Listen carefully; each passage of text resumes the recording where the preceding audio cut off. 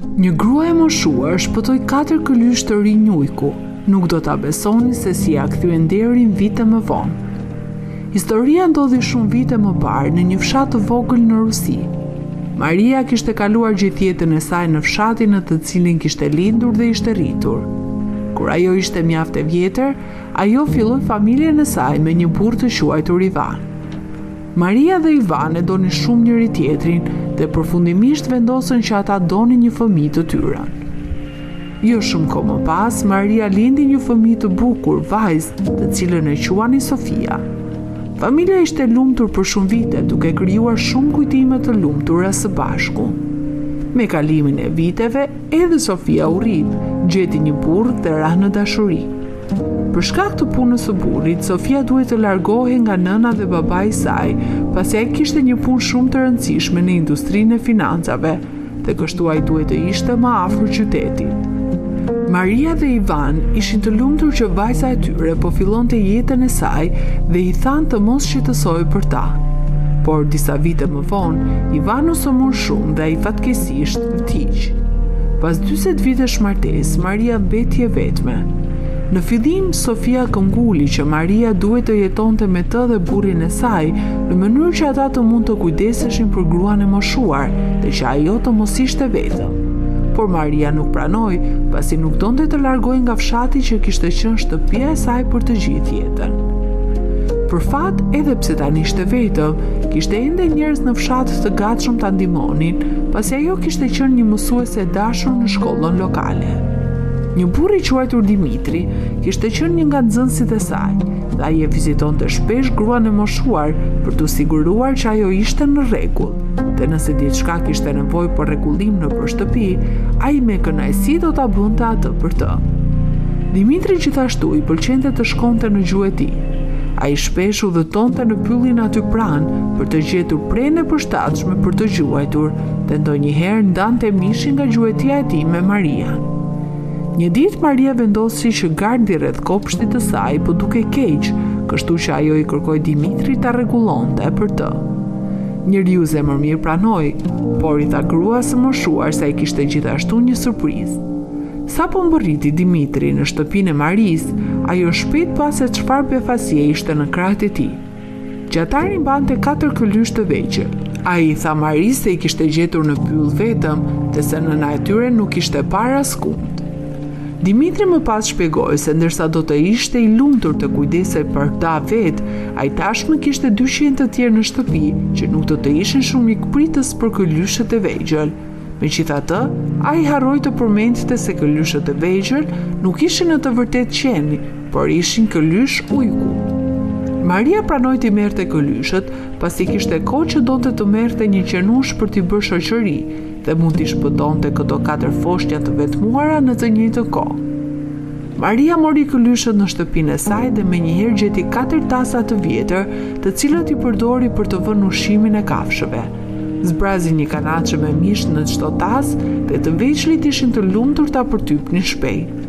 Por duke qenë kafshë në rritje dhe të egra, pa e ditur Maria, qenushët ja ngulën syt plagës sikur të kërkonin më shumë ushqim.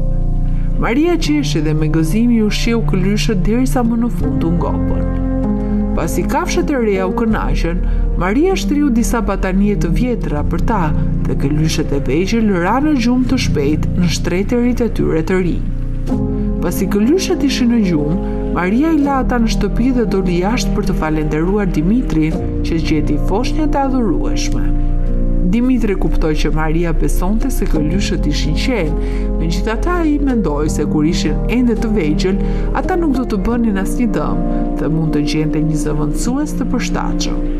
Më vonë atë mbrëmje, derisa Dimitri mbaroi punën e tij në gard, Maria shkoi dhe falenderoi për punën e tij të palodhur dhe që ishte gjithmonë pranë për ta ndihmuar. Ajo më pas t'i dha burrit zemërmirë një qese me ëmbëlsira që ai t'u çonte fëmijëve të tij. Sapo Dimitri kishte shkuar, Maria u kthye brenda shtëpisë së saj, ku zbuloi se të 4 këlyshët ishin zgjuar dhe po krijonin një rrëmuj. E gëzuar që kishte një shoqëri të re, Maria nuk mund të qëndronte inatosur me ta për një kohë të gjatë. Ajo pastroi rrëmujen dhe më pas kuptoi se duhet t'i vinte secilit prej këlyshëve një emër. Me kalimin e kohës dhe këlyshët filluan të rriteshin. Maria filloi të dyshonte se ata nuk ishin qenë normal. Ata nuk dukeshin si qenë të zakonshëm, pas ishin shumë të mëdhenj. Dhëmbët e tyre ishin shumë të prehtë dhe dukeshin më të egër. Të gjithë qenë vendas u lërinin dhe lenin teksa këlyshët kalonin aty pranë. Dyshimet e Maris më në fund të konfirmuan një ditë ku një gjatar po kalonte pranë dhe pa 400 që luanin së bashku në kopshtin e saj. Ai instinktivisht zjati armën e tij, por u ndalua kur Maria e pyeti se çfarë po bënte. Gjatari më pas i tha gruas së moshuar se 4 kafshët që ajo kishte nuk ishin qenë, por në të vërtetë ishin ujqër. Maria u trondit nga lajmi, por nuk ishte frikë se i donte të gjithë të vegjëlit e saj njësoj, sido që të ndodhte, dhe ata nuk ishin treguar asnjëherë agresiv ndaj saj. Kështu që ajo nuk ishte shqetësuar se ata do ta lëndonin.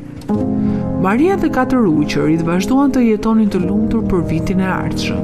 Ujqërit ishin besnik ndaj Maris dhe ruanin shtëpinë ashtu si një qen. Pasi erdhi vjeshta dhe temperaturat e ranë, Maria dhe ujqërit do të kalonin të lumtur ditët e tyre brenda shtëpisë së ngrohtë. Një mbrëmje të ftohtë vjeshte, dikush trokiti në derën e Maris. Duke pyetur veten se kush mund të ishte, gruaja e moshuar hapi derën vetëm për t'u përballur me 3 burra të çuditshëm. Njëri prej burrave mbante një armë, të cilën e drejtoi menjëherë nga Maria. Ai kërcënoi se nëse ajo nuk ja dorëzonte të gjitha paratë dhe sendet me vlerë që ajo kishte në shtëpinë e saj, ai do ta qëllonte. 3 burrat hyrën në shtëpinë e Maris dhe filluan të shkonin më tej, kur papritmas dëgjuan 4 ulërime të forta. Doli se me gjithë shumën që po bënin burrat, ata kishin zgjuar 4 ujqërit që ishin shtrirë në gjumë në dhomën e ndenjes. Ata e kuptuan se Maria ishte në rrezik dhe u hodhën shpejt në veprim. Burrat e hutuar dhe të friksuar nga ajo që po ndodhte, u shtangën.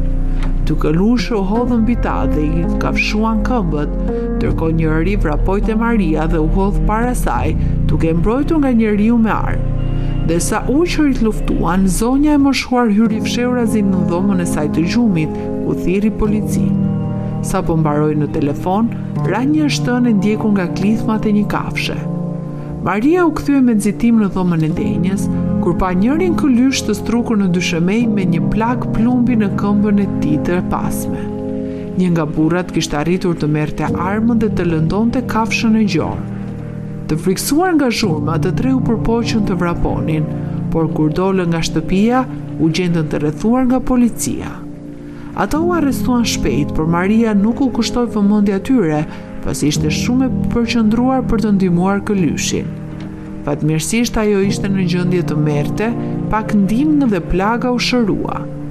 Gjatë javëve të ardhshme, lajmet për veprat heroike të 4 ujqërve u përhapën shpejt, por për Marin fama e tyre e re nuk ishte rëndësi. Ajo i donte ata ashtu si çdo qen tjetër, dhe ata e donin atë po aq në këmbim. Na tregoni se çfarë mendoni për historinë në komentet më poshtë dhe mos harroni të bëni like dhe subscribe për histori më të manitshme në të ardhmen.